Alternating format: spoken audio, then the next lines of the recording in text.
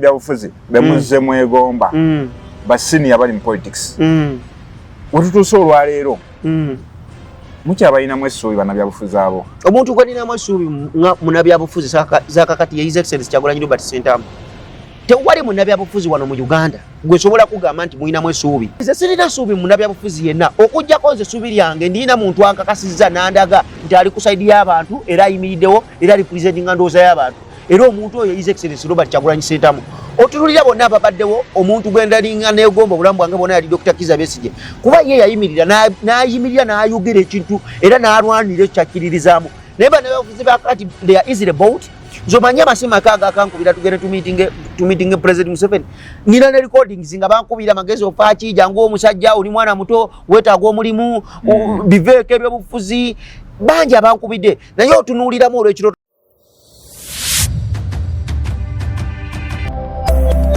Eno ye Magala TV okumanya we kutandikira. Nkwaniriza gwe wenna omulabi waffe ali ku Magala TV erinnya nga bulijjo Simple Steve nuza Simple Profile mbanze guse mu programu yaffe twebuuse nagamba nja kuba nkutusaako abantu ab'enjawulo ku mitendera egy'enjawulo okusingira ddala abakulembeze aboogera eby'ensonga tubeere nga tuttaanya byoba tumanyi mu programu twebuuse buli kaseera mbeera nkuleetera abantu ab'enjawulo n'olwaleero ndino omuvubuka envuumuulo omusajja enwaŋŋuli omukulu William Magezi David agenda beera nga atusunsulira ku nsonga gyatambulidde biri bitya era nga y'omu ku bavubuka abeesobolayo 226 okubeera nga bavuganya Yoweri Kaguta Museveni tetumanyi byaggwerawa agenda baatubuulira olugendo lwakomawo olwo n'oluvannyuma tweyongereyo mu programu yaffe eno twebuuse ku Magala TV nange Simple Steve za Simple Profile omukulu nsanyusa okulaba nange nsanyusa okujjako ku media eno esebo n'okwogerako n'Abannayuganda abali munda mu ggwanga n'abali ebweru twongere obbababula twongere obbabuulira omulembe guno omutebi tukoze tutya abavubuka okubeera nga naffe twenyigira mu bukulembeze bw'eggwanga kuba societies ez'amaanyi zizimbibwa n'abasajja abakulu nga bazimbye emiti ebisikirije byajo nga tebajja kusobola gituulamu naye nga bagizimbidde ffe abali gituulamu tulungamye emirembe egiriddawo era neyanze okunkyazaako wano sebo gwe omu ku baavaayo okwagala okunyenya manyi Yoweri Kaguta Museveni ensonga eyo yaggwerawa ki ekyakulemesa olugendo olwo lwakomawa bannemesa era wano mu Uganda njagala okutegeeza abatulaba nti tewali kintu kikola under business setup normal business setup nti buli kimu ziba nkokola kuba kulwanisibwa kwegamba tewali kintu kituufu kikola omuntu ovaayo ng'olina goodwill oli muntu mulungi oyagaliza eggwanga naawe kenyini olina ebirooto batusomesa batugamba ffe abakulembeze b'enkya nze okuvaayo nengeza ku bukulembeze bw'eggwanga siziza musango ndeese opinion yange ndeese vision yange njiwa Bannayuganda mbatunze balabe manifesto yange balabo banneesiga oba tebanneesiga byonna nabikola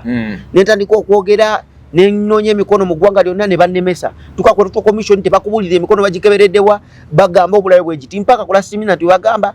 tebakuwandikira no official report oba fayiro oba leeta bagamba bugambi tosobodde nebikomaawo nenvawo nengende Kyadondo East nesimbawo Honorable Mwadanku Nyingi n'atuwangula era nze batuwangula akalu kaffe Honorable Mwadanku Nyingi wakkiriza mu vetting committee ndi wanguddwa tewali vetting committee naye otwagenda wajja independent najja independent ngomu kubavuganya independent najja ku independent Kabonero Radio Kyadondo East Honorable Mwadanku Nyingi n'atuwangula naye n'okumulangira nako kaali kanyondo yawangula naye era nga baagala kabba nga bolaba kibakola kanajja nasifu ekyamani we Wakiso bakabba ne balangirira omulala Wakiso returning office oyo si musajja mulungamu si musajja wa mazima era yalangirira ebintu bingi ebyali ebifu balangirira abantu bangi ku bwakansala biki bera budubabu bale tulina kyakola buli emu akiri mu ggwanga muno akimanyi era amanyi amazima kati seta agakyogerako nti babba era babba era webamalo muneona ne bumwana kunja wanguza majini nene nnyo kati balina ngeri gye bakabba n'alangirirwa ne tukkiriza nze nakkiriza nti yatuwangula nensalawo nsigale nga ne preparinga ndabe nga nziriraho Honorable Mwadanku Nyingi mbigere nange empereza Bannayuganda okusinzira ku party eyo side ye Kyadondo East Cell okujja ku ntebe y'obwa parliament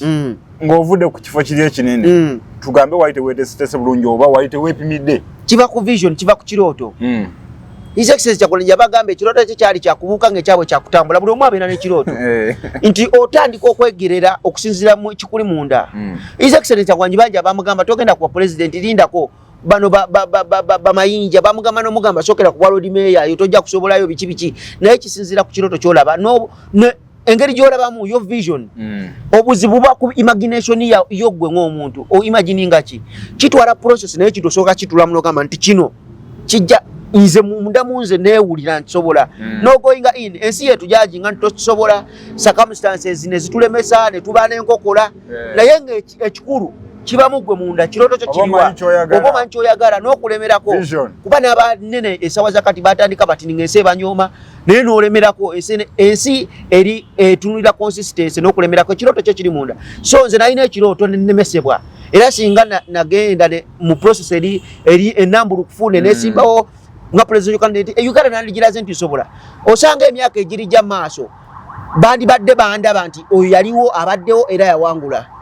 Okay, ndowooza muwulidde omukulu yoyo David William Magezi yaligezaawo okuvuganya ku ntebe y'eggwanga nabeera nga alemesebwa olw'ebyobufuzi by'eggwanga ebitali mu mitendera mituufu. Tukyali naye ku Magala TV nange Simple TV za Simple Profile mu programu yaffe twebuuse. Magezi David. Ayiseba. Tulaba nga gwe muvubuka obudde buneeno awa bannayuganda essuubi era ayogera ensonga omuntu n'agamba omuvubuka oyo alimu ensonga mu maaso gye bujja. Kino kizze lwa nsonga nti mulina bannabyabufuzi be muzze mwegomba basiniya bali mu politics. Wetutuuse olwaleero mukyabalinamu essuubi bannabyabufuzi abo. Omuntu gwe ninamu essuubi munnabyabufuzi zakakati ye His Excellency Kyagulanyi Robert Ssentamu tewali munnabyabufuzi wano mu Uganda gwe sobola kugamba nti mulinamu essuubi. Omuntu gwe nalinamu essuubi nga His Excellency Tanajja yali Dr. Kizza Besigye era ndowooza olaba amazima geeyogerera nti wootunuulira ebyobufuzi kati President Museveni yabyonoonera ddala. Ye kennyini yajja akomplaininga ku sisitimu ezaaliwo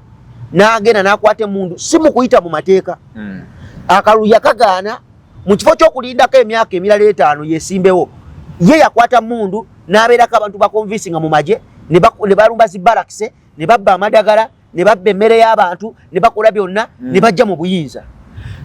Nze sirina ssuubi munnabyabufuzi yenna okuggyako nze essuubi lyange ndina muntu ankakasizza n'andaga nti ali ku sayidi y'abantu era ayimiriddewo era alipresentinga ndowooza y'abantu era omuntu oyo His Excellency Robert Kyagulanyi Ssentamu otunulira bonna ababaddewo omuntu gwendalinga neegomba obulamu bwange bwonna yali Dr. Kizza Besigye kuba ye yayimirira n'ayimirira n'ayogera ekintu era n'alwanira ekyakkiririzaamu naye bannabyabufuzi bakati they are easily bought. Zomanya amasima akankubira tugende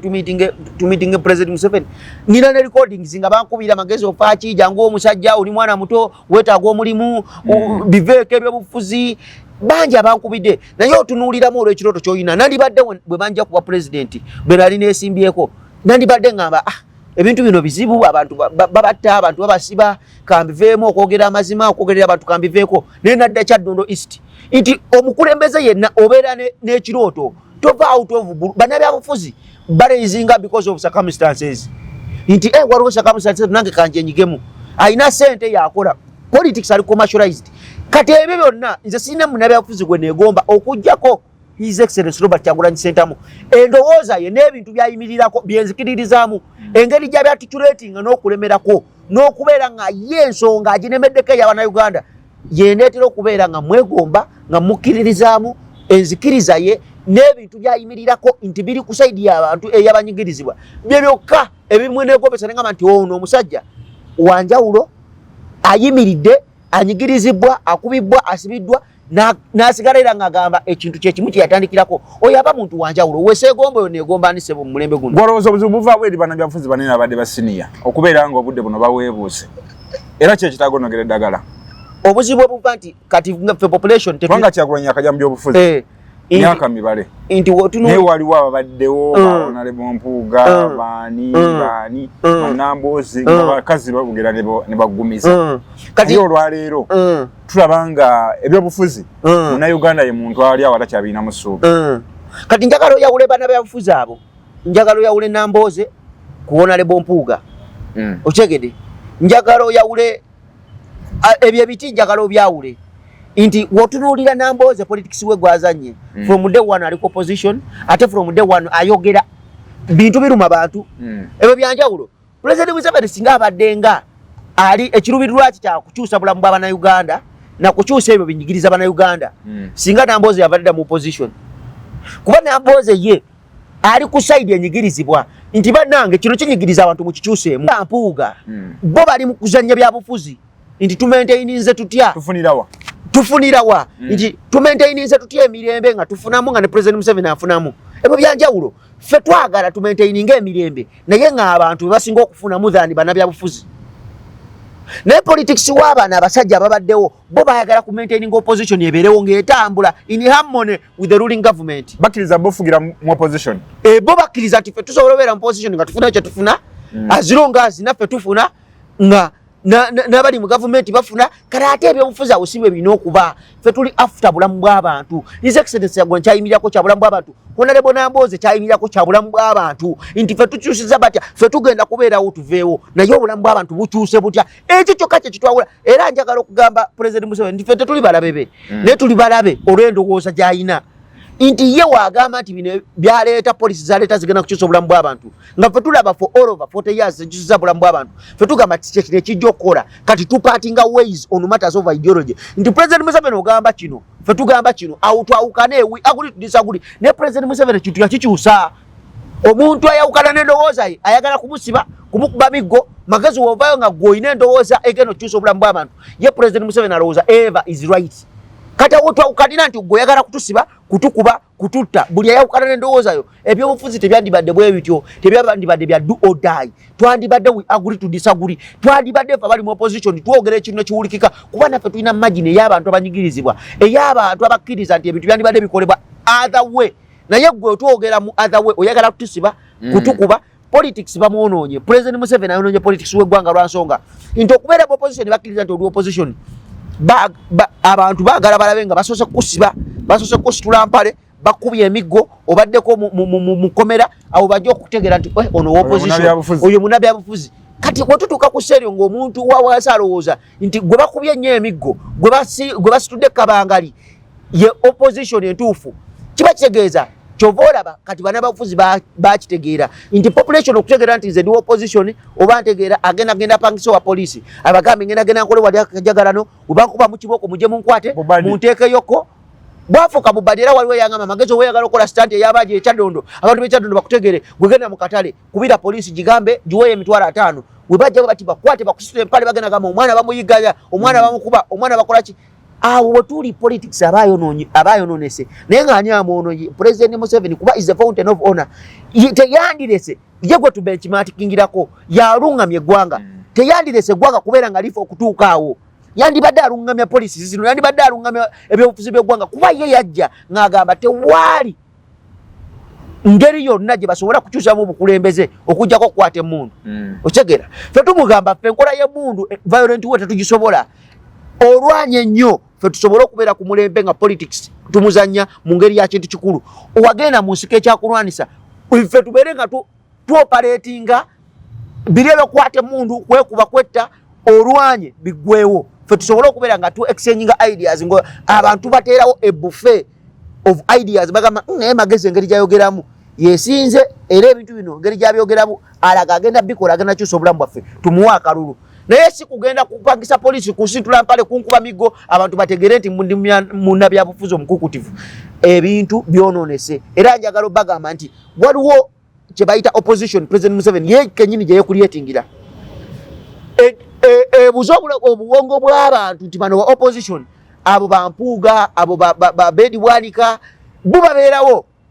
nga mulowooza opposition naye nga bayambako gavumenti eri mu buyinza ate babeera mu opposition nga omuntu yenna ajja nga ali mu opposition nga threatens their position in opposition afuuka mulabe waabwe kati nga baagala eggwanga balitwaliraawo emirembe giyite tubeeraawo nga tuli mu eyo state of kwagamaya batutwaliraawo nga kwegamba tupuliidinga tuli mu opposition tulinga abantu opposinga ebintu ebimu tukkiriza ne gavumenti ebirala tetukkiriziganya ebyo byavaawo nga bategeera ekituufu abo bategedde ekituufu mugenda kikolera ki ekintu kinene His Excellency Kyagulanyi asetinze president nti from day one yabadde tacompromisinga na muli wa nguzi ekyo kimu yasetinze kyekugamba nti every generation has a generational leader. His Excellency Kyagulanyi is a generational leader oba oyagala oba toyagala ne banaakola batya Dawudi Sawulo yayagala omutta emirundi enfunda nyingi naye Katonda ng'agambye nti ono yaliddawo ne wookola otya kati His Excellency Kyagulanyi ffe gwe tubenchmarkingirako omulembe guno esokera ddala akubye odds ez'abantu ba old politician ba political misfit abaddewo nga babuza mulembe beebuzabuza webalya mu gavumenti weboogera ne gavumenti yandibadde nungi singa ebadde creating spaces civic spaces okusomesa abantu yandibadde nungi singa ebadde wa services the best services twalibadde tetulwanira nguudo nungi emyaka 4 twalibadde tetulwanira masomero ga gavumenti emyaka 4 twalibadde the level of our debate mu parliament naffe mu public domain ngegamba policy gye tugenda okuleeta twetaaga amalwaliro ameka nti mu financial ya twetaaga amalwaliro wegati nga opposition egamba twagala amalwaliro 300 mu district bweti nga government egamba amalwaliro twandibadde tusoka naye tusoke tukatuteke sente mu byesoma eyo level of debate gye twandibaddeko naye tuli mu multiple organ failure level of debate gye tuliko bagenze kwata mukyala wa His Excellency Agulanyi bamukubye emiggo tuli mu parliament to discussing ekyo lwaki tuba twolo walinga lwaki gwogenda mu nyumba ya leader of opposition n'okuba mukyala we n'omwambola enyumba yonna no kati that is the level of debate gye tuliko kunyigirizibwa magazi tuze tulabanga tulina opposition nyingi emyaka gyonna emyaka 4 ndowooza government nga bweri muyinza naye nga balina omukisa okukola zi budget propose zi budget ez'opposition ng'olowooza opposition yenkyamu oba gwe babigamba yatabiwulira kati njagala kino abatuwuliriza bakitegeere nti opposition it is part of government ne President Museveni opposition yagifuula not part of government otegeera nti buli government erina okubeera ne opposition abantu abatakkiriza abalina alternative thinking ne President Museveni obeera ne alternative thinking ye kuye kitegeeza butakkiriza ye mu byakola yalowooza ever is right ekitali kituufu buli muntu abeerako ekintu ekitali kituufu okitegeera nti tubadde nekibayita alternative budgets naye tebazigobererangako okitegeera bo gavumenti ya President Museveni terabangako kintu kirungi mu opposition era teri kintu kirungi kyeyali appreciate nti there is this in opposition that we government must appreciate and do it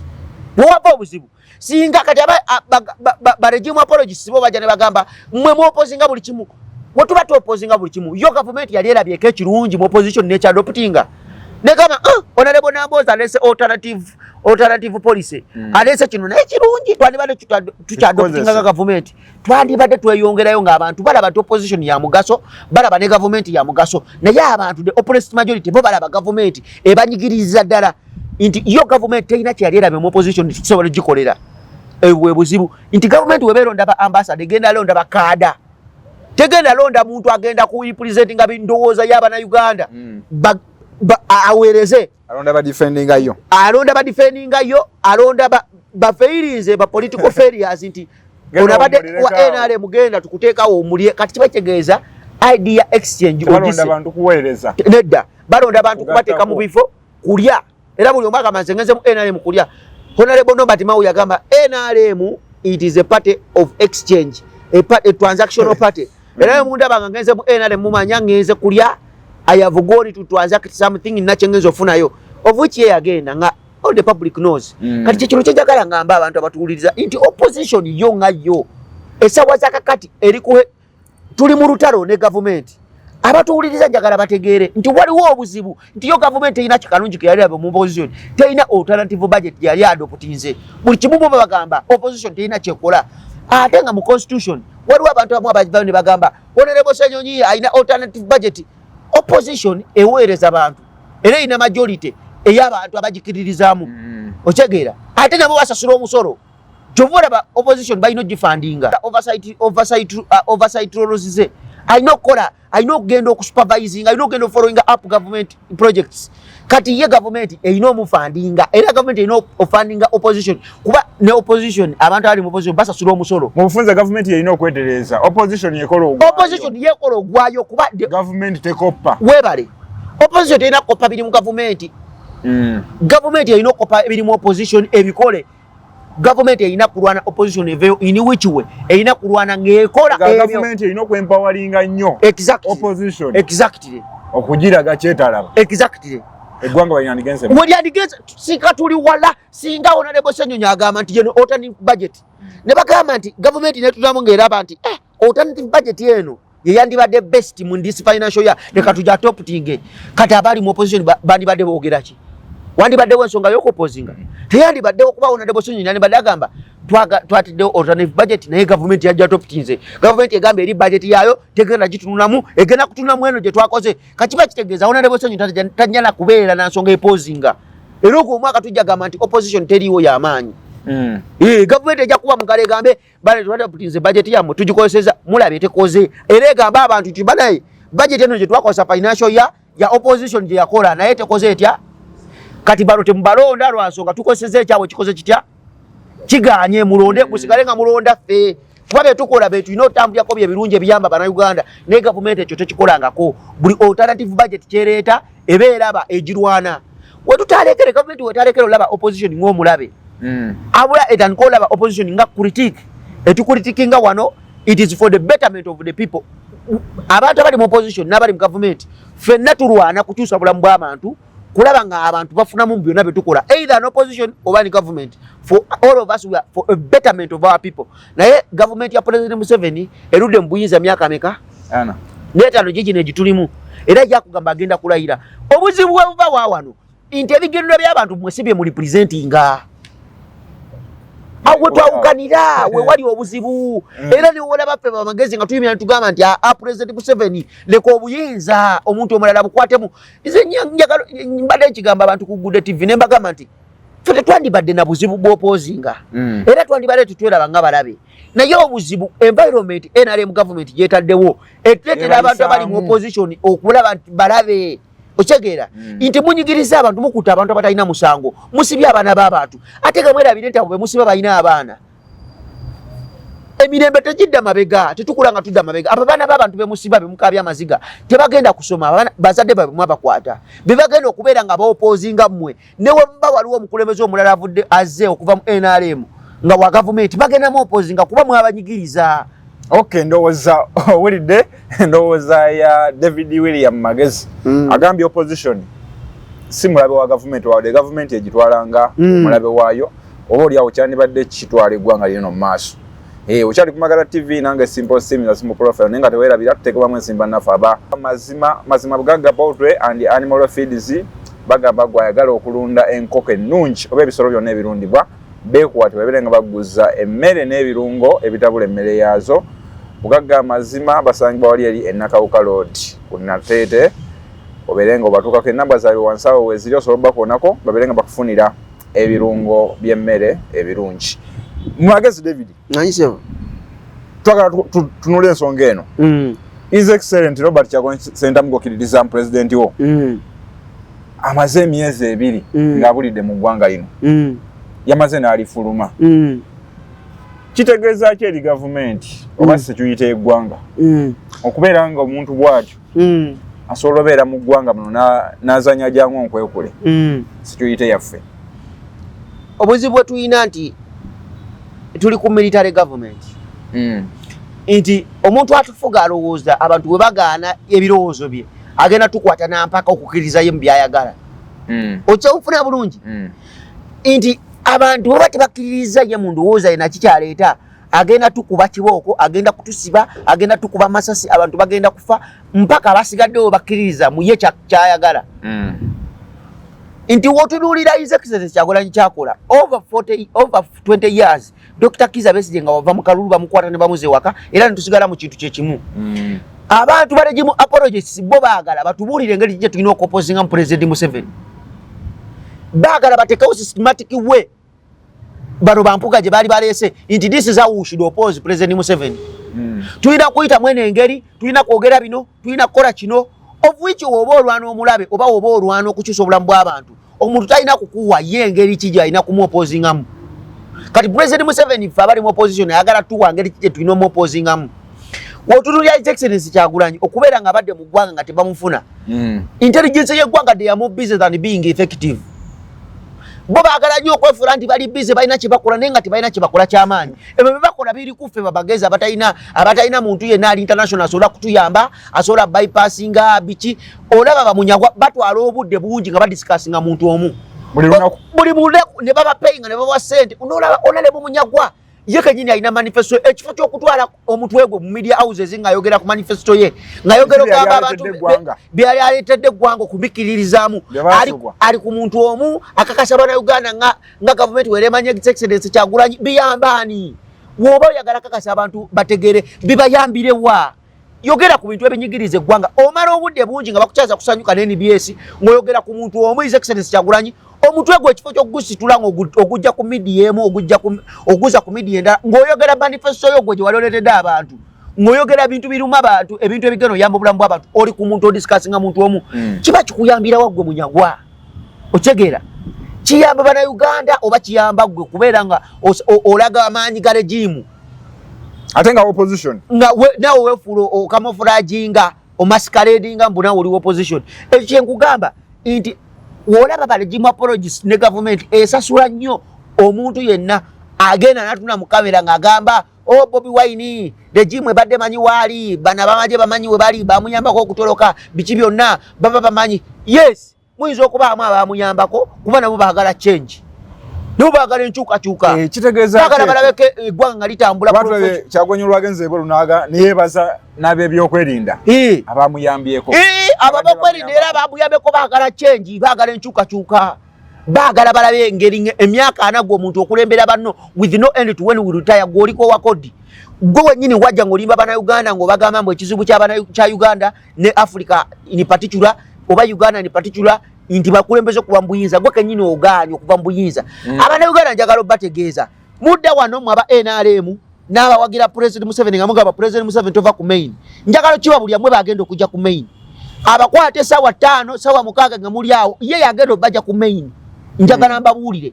era mmwe abagenda okubonaabona olw'okunyereza President Museveni mbuyinza olw'emyaka gino gyonna ffe tuli baana bato bwenvayo okwogera ne ngamba nti President Museveni womula tondaba nga mulabe twagala eggwanga lyaffe litambule normally tondaba nga mulabe wo siri mulabe wo wekugamba nti President Museveni alina owumula twetaaga gavumenti endala twetaaga ebintu birabeko mu nkola endala wotunulira America abantu bagenda ne bagenda mu kalulu je tubenchmarkingirako democracy kuba makoti gabwe gakola teri muntu yali avudde okwekalakasa nti omuntu yafunye justice makoti naye wano obubbi teri muntu afuna justice makoti teri muntu kati otunya his excellence Kyagulanyi engeri gyakubyemu security mulimu mu security abamuyambyeko kuba nabo baagala enkyukakyuka abaana bato gwe munnamagye ali mu magye akuba omunnayuganda kibokola kuba bagambye omukube waliyo mu lutalo nga President Museveni alwana kino mukulembeze yanibadde akiyigiramu kyobudde buno mukulembeze eki Kaguta Museveni njagala okukulanga mulimu security President Museveni abali mu kuyambako ku President Museveni ku myaka gyaliko takyasobola kuyiga tasabuza kuwuliriza era gwoba omuwabula alabira ddala ng'omumanyiira ate eri bannabyabufuzi abalowooza nti Kyagulanyi akola ne gavumenti kubanga tulaba ebintu bingi nga leero owa gavumenti avaayo n'ayogera tetumunoonya ate omala najja n'agamba tumwetaaga anti kati kwegamba bannayuganda mu bannabyabufuzi muli mubazanyira ku bwongo omunnayuganda njagala ategeere nti his excellence Kyagulanyi takolagana na gavumenti ina na muntu yenna gwakolagana mu gavumenti omuntu oyo ng'asapootinga regimu ya President Museveni kino njagala okigamba ayinza okuba alina bakwatagana nabo mu gavumenti nga nabo tebaagala President Museveni kuba omuntu omugezi yenna olina okubeerako n'abantu naawe kennyini bavayo beewaana mbu munupu twateekayo bambega naffe ne his excellence Kyagulanyi mu NRM yateekayo bambega bwe mwabega munne goloza yafuluma ntya otunira Honorable Munyagwa ng'avaayo n'akugamba n'awogana olunaku lwonna lumala nga disikasinga ku muntu omu yayitawa bamuyamba passport olukakasaani atakimanyi golowooza gwe Munyagwa wobanga endowooza yeri limited n'obusobozi buli limited n'oli naye ali limited bwe buzibu bwa politician ababaddewo ebbanga eddene boba balowooza ebintu bigenda kukolebwa mu ngeri yaabwe wensinga okwebuuliza nti okambye Kyagulanyi akola ne gavumenti ate tulaba ensi z'ebweru zonna zipiiniize gavumenti kati kyogamba President Museveni asasula asasula his excellence Kyagulanyi ogendeko podium ezo amwogereko ayogere ebibi byakoze abannayuganda ayogere ebibi gavumenti ye byekoze abannayuganda kyogamba abantu abo bannabyabufuzi ati njagala nkubuulire abantu bano bategeera akazannyo NRM gavumenti etegedde akazannyo nti katambulira ku propaganda abannayuganda ekisokera ddala tebaasoma abasinga percentage ennene bambi wootunuulira percentage eyitako nesuka P17 abantu abasinga abayitako ne bagenda mu senior 1 be batini abantu abasuka senior 4 be batini abantu abatuka ku senior 6 be batini abantu abayitako ne bagenda ku university be batini kati omuntu akomye ku senior 6 oba akomye ku senior 4 kudda wansi abatayina magezi mangi kutandika kulowooza deep thinking eyo okuloza globally takoze kubafa ku university bakusomesa research nogenda nokola research kalateze someko ku public diplomacy ne foreign policy notegeera lwaki bine bitu bitambula bwe biti naye abantu bafeyo wansi kino kintu wakikola kagenderere okubeera nga abantu tebasoma abantu tebamanyi kigenda maaso kuba obate wasoma otundi abazadde baffe tamanyi na kukozesa smartphone tamanyi na kusoma kuba smartphone buli kimu kya kusoma osoma kino kitegeeza ki kati awo tubeera nga digital illiteracy nene nnyo mu ggwanga kibategeeza abantu tebagenda kwefiirayo ofuga mulembe ogenda bafugira ku muntu baba bagala kyenji kubayo babiri amasasi badduke bagenda bivaako kyova olaba regimu eteekamu nnyo sente n'obudde ng'ogyewuddise nti His Excellency Kyagulanyi tukola naye mukola naye lwaki mwagenda ne mukuba mukyala w'emiggo lwaki mwagenda mu nnyumba ye ne mutinkuula era bagenda mubamalira obudde babagamba His Excellency Kyagulanyi tukola naye mukola kyewe muba mukola naye lwaki mwakuba abantu emiggo lwaki mwatta abantu nga campaigninga wamba mukola ne lwaki mumuziizo geno okwogera n'abantu wagenda mukalamoja sabujo ne mukwata wagenda aluwa ne mumukuba emiggo bulo mufiirako ate nga mwe mwabaja ne mugamba abantu timukola naye kitegeeza waliwo ekikyamu kati bo bategeera nti waliwo abantu be bajja okuwuddisa nga babagamba ebiboozi byabwe ebyokulimba abantu nti otukola naye wamba mukola naye lwaki temumuleka ne exposinga waliwo abaja ne bagamba kati natunulidde bano bamunyagwa akwasa abantu babandi ndaba ono yali komanda wa munupu bigirwa amala obudde bungi nga discuss nga Kyagulanyi mbo His Excellency Kyagulanyi abalimba oyo Kyagulanyi akola kino gwe lwaki tomala obudde bungi ng'oleeta policies mukubali mu opposition abasasulwa nga babasasula bulungi lwaki gw'omala obudde tolina political party gy'olimu olusaniya lwaki tomala obudde ng'oleesa olusaniya lwo oluteke mu maaso bagambe ku lusaniya kuno kubaddeko bino mwetegekere 2-3 buli olusaniya luleeta bino omala obudde bwo bungi ng'oyogera ku lusaniya lwetege gwe mwagala kufuga naye gwe oli mu lusaniya ne munno president w'omunyagwa mwogera mu discussinga ku muntu omu lwaki abantu bagamba nti mubalaga alternative budgets gye mwandireese lwaki abantu bagamba nti mubalaga alternative policies ze mwandireese naye mu discussinga ku muntu atya mugamba muli mu opposition naye n'omuntu gwe mu discussinga kali atya mu opposition mumugamba ffe tuleeta ebintu byaffe era bye muleese mubiyamba opposition naye ate nga muli mukuba munnammwe ali mu opposition alina eddoboozi edderi eri abantu abali mu opposition kati njagala nkubuulire omuntu yenna ajja n'akugamba nti His Excellency Kyagulanyi akolera President Museveni oyo ye mulabe namba emu eri Abannayuganda. Ndowooza okiwulidde gwe agezaako okukikola ekintu ekyo oli mulabe namba emu eri Bannayuganda kubanga tayinza kukola na gavumenti ate nga bwe munoonya magezi. His Excellency kye yakoze kirekawo struggle ekyaki ekyokufuluma eggwanga kiyamba struggle kati nze mpulidde bangi nga bagamba mbu His Excellency Kyagulanyi era abo balegimu apologist ti His Excellency Kyagulanyi adduse mu ggwanga bw'abadduseeko Dr. Kizza Besigye bw'atadduka emyaka 4 mwakuganyirwa mutya mwafunamu ki bwe bamusibiranga ewaka emyaka 4 mwafuna myaka 2 nga yeesimba mu opposition mwafuna ki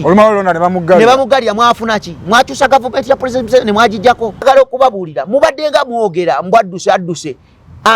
kati adduse abaleseewo mwe mukyuse gavumenti mubeera bugamba nti ye akoze ekyadduse otalwaffe ffenna kati nammwe avuddewo taliiwo kati mu ggwanga mutulage nti musobola okukola ennyo mutulage nti musobola okukyusa gavumenti bano bamunyagwa bamale ebiseera bingi ab'olusaniya nga mutambuza olusaniya muleete ku lusaniya lwammwe mulutereke mu maaso mutulage nti ku lusaniya tulinako kino ekisobola okukyusa gavumenti abawadde space mukole bye mwagala era yagambye nti ndeseewo omuwabuzi bwange antirira mu bigere vice president Lina Zedwiga yaba atambuza kati mwabali mu opposition abawadde space ndamwe mukole bye musobola ebisobola okujjako government ya President Museveni mubikole tekinawo kireka struggle okujjako okuyamba struggle era kino njagala nkibagambe His Excellency Kyagulanyi kyakola kyalina okukola era kiyandikoze bakubye mukyala we bakubye ennyumba ye bajingide batinkude buli kimu bakute ba deputy be mpaka nakati Honorable Mwanga Kivumbi ali mukomera mwabali mu opposition temubyogerako bano babedi bwanika tebabyogera kesaza kati basirise njagala okubabuuza Bedi Bwanika aliwa mulimu gwagwawo Honorable Mpuuga aliwa kyogamba ebinyigiriza bannayuganda His Excellency Kyagulanyi yafulumye eggwanga byaweddewo kyogamba abantu tebakyakwatibwa kyogamba bali mu makooti bafuna obwekanya kyogamba ettaka ly'abantu terikyabbibwa basirise abo Bampuuga Bedi Bwanika Bamunyagwa esala kyakati basirise mwayonoona ebyobufuzi twabyonoona ani byali bitereevu bwe baali nga be bakuli opposition byali bitereevu njagala nkubuulire buli muntu agamba nti His Excellency Kyagulanyi yadduse yalesewa struggle kati engeri gye yadduse gweddawo mu bigere ebyo okole kyeyandikoze okole ekyo kyewandimwagaliza okole saagala muddawo mwogere mugambe mbu adduse ate nzijukira ajjanga abagamba struggle tekoma kuyeyeka namwe muli mukole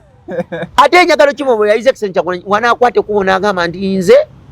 ebyobufuzi bya Uganda mbyesonyiye gwe Munnayuganda weekaabireko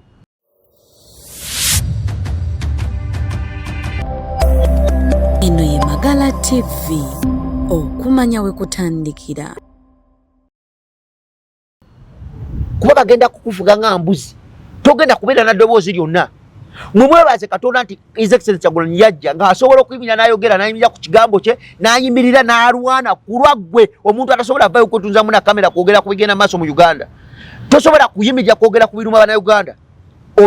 balina kwebaza nti ye ayimiridde akubye odds zonna ayimiridde ku ddoboozi ly'abantu abanyigirizibwa ne kati bano Bampuuga tasobola kudduka wadde talina n'amagezi gonna gasobola kuyiiya alternative we kudduka mu Uganda talina n'amagezi gonna gasobola kwekweka Mpuuga yemu kubaaleeta zi reforms zino muzigaana reforms yazireeta in which way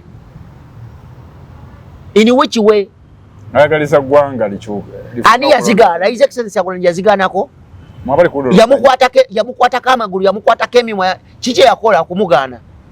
bino byonna babyogera kwekwasa babyongera kuteeka opposition nga bagiprolonginga kubeerawo kubakuumiramu to sustain them in poverty to sustain them mweyo embeera ey'okubeera nga mwe muli opposition muli awo kyovula President Museveni yabayita ba good opposition bakkiririza mu byayogera naye ngeno ne badda mu bantu ne bagamba wano President Museveni tugera kkiriza byayogera naye nga babikkiririzaamu bo bali mu after kufuna mu opposition their opposition is transactional okyegedde era struggle eno His Excellency engeri gye yafulumyemu tukkiriza nti ali mu kutulobingira bano abantu ababadde bagenda ebweru babajjanjabe mu malwaliro ge bafeerinze okuzimba wano bakube sanction nabo bafiire wano mu Uganda abandi badde bafuna obujjanjabe bw'ebbeeyi mu America mu nsi ez'ebweru nabo babeere wano bafiire wano bawulire omuntu omunaku oyo atasobola kwetuusako ddagala ng'asasula omusolo kyayitamu nga tafunye eddagala abazaala abafiira mu malwaliro nga bazaala nabo bakiyitemu kyagenza okukola agenze gamba abo abazungu abawa President Museveni sente zagulamu ebimotoka ebikuba tiyagaasi zagulamu emmundu ezitta zagulamu weapon of destruction ekifo ky'okozesa sente ezo okukuza population y'eggwanga okukuza human resource y'eggwanga okukuza kuba mmwe ife abantu tuli products oba tuli bantu abalina okukuza eggwanga naye ye akoze emundu azikozesa kutta to destroy human resource y'eggwanga emundu azikozesa kutta fe aboogera azikozesa kubeera ng'anyigiriza fe abalaba ekintu ekiyamba Omunnayuganda gana okutujjamu ekirungi akikozesa okuyamba Abannayuganda era njagala okukubuulira nti His Excellency Kyagulanyi kye yagenza okukola nze nkyebaza era taata njagala okwebaza mu ngeri ey'enjawulo webale kuyimirira webale nakulwanira ekyo kyokkiririzaamu era ye yagamba nti ye ayinza obutasobola kukyusa ggwanga ayinza okuzanya paati ye naye yakkiriza nti ajja kubeera akabiriiti akalesipaking oyo alikyusa eggwanga nga tumaliriza ku nsonga eyo ye kuba yatugambye yagenze naye ne gye yagenze agenda sigala akola omulimu gwe ogw'okukyusa eggwanga gw'olowooza olemeddwa okuggusa struggle ng'oli ku ground enegguko ogenze bweru eggwanga tagenze fuuka batiimulumbuye abakolera ku mitimbagano abalala bagigguse nakyemalira bakyabiwulira kati njagala kikukubuulira tewali we twatuula na His Excellency Kyagulanyi tewali oluumu tewali hoolo we twatuula naye ne tumugamba nti wolemererwa okutulibaleetinga tugenda kukola kino era kino tewali we twateesa naye teyali ndagalo gye twakola naye ngeri ki gyagenda tulibaleetingamu ate njagala kibagamba Bannayuganda si yalina obuvunanyizibwa bw'okutudebaletinga embeera abeera nga wolaba tiimu liida kati sakala bumuteekeko olukongolo bano bamunyagwa bali kuyembwa adduse bwabadduse yekagwe twali tuddeko nene tukola endagaano nti gwogenda otudebaletinga ekyabana Uganda balina obuzibu mulekere okwesiba ku His Excellency kwate tulina twawandiika naye engeri gye tugenda kulibaletinga mu ggwanga lino tetulina systematic way gye twatula naye kugamba nti kati wagenda kubaca nagamba nti abivudde mugenda musiba mugenda mwesibako kiki atakoze kye mumubanja tewali naye mumwesibako mbadduse mbakoze eki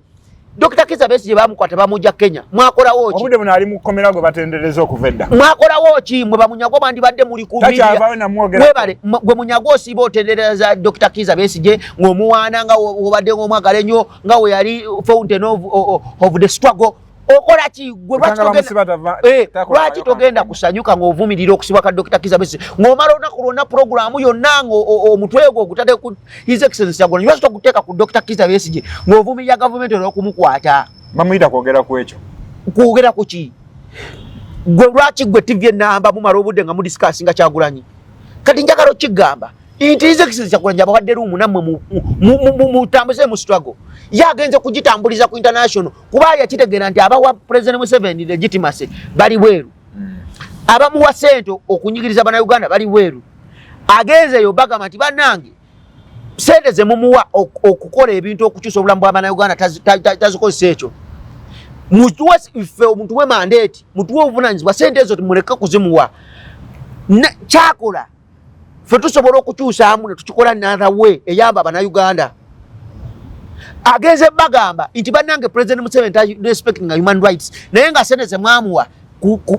kubeera nga human rights ebeera respected temuzimuwa mu bufunza omulimu gwagenzeeko buli official